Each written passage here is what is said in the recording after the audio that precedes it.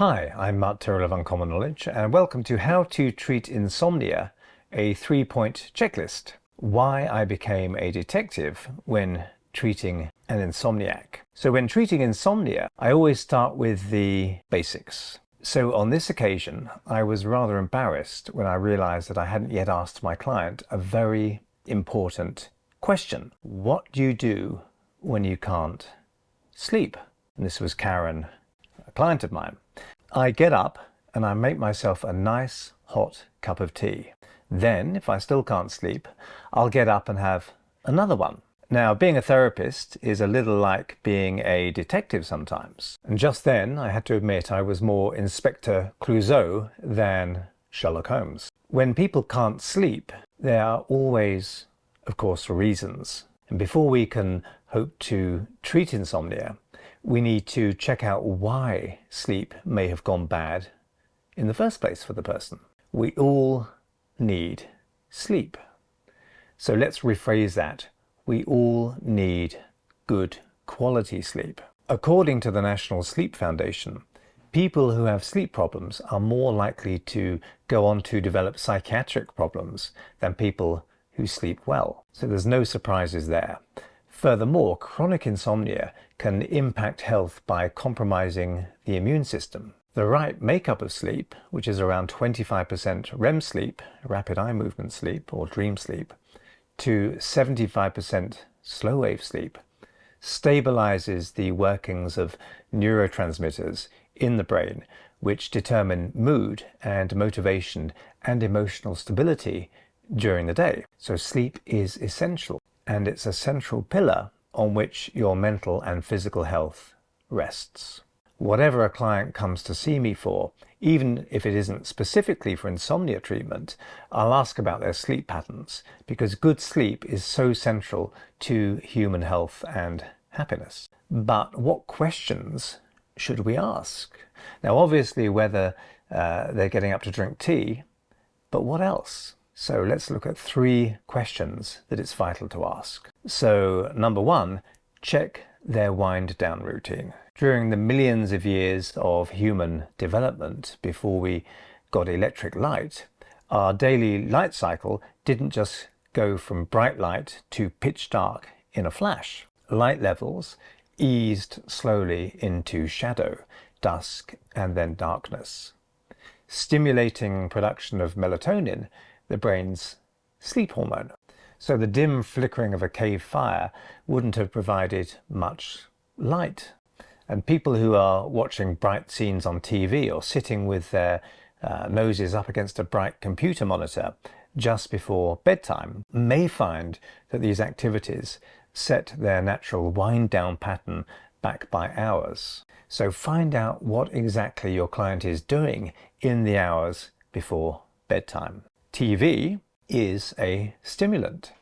Alcohol can get people off to sleep, but spoil its quality and tends to wake them up in the wee small hours. Too much noise before bedtime puts the brain on high alert. So check for and ask about all these things. So Karen usually watched TV before trying to sleep, and we decided to change her routine so that she read a physical book, not a digital one, in a hot bath for half an hour before she went to bed. Step 2, ask about their cave. And okay, it's not a cave, it's their bedroom, but still. Is it quiet?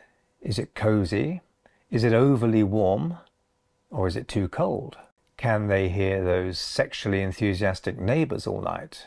Or those wide awake, heavy metal aficionados down the street? Is their bedroom dark enough?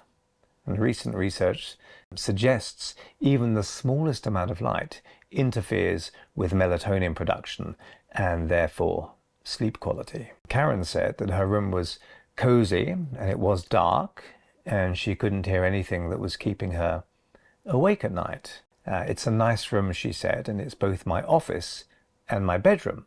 And that sent kind of alarm bells off in my mind. In a sense, that was an important clue as to why she might not have been sleeping so well. So Karen and I discussed whether having her work desk with all its papers and memos, was keeping her mind on her business worries, priming her to feel alert and not relaxed. So here's another factor.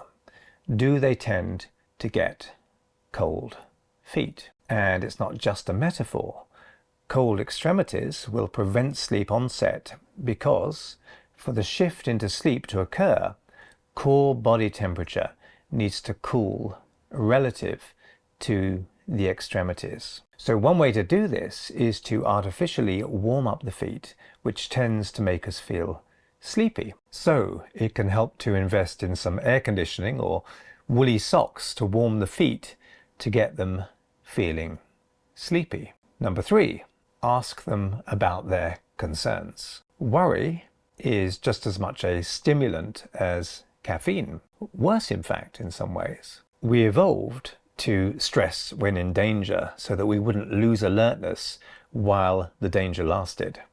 If your brain registers a threat in the environment, even if that threat is generated by your own mind, then you won't sleep until your brain registers the environment as less threatening. So, asking about worries and when they do their worrying, and helping your clients solve those worries, either by having them reframe them or think about those issues differently, or by practically solving those issues, will have a massive benefit on how soon they fall asleep, and also the quality of their sleep once they do drift off. Of course, there are other things to check for, such as medication side effects and whether physical pain keeps them up at night.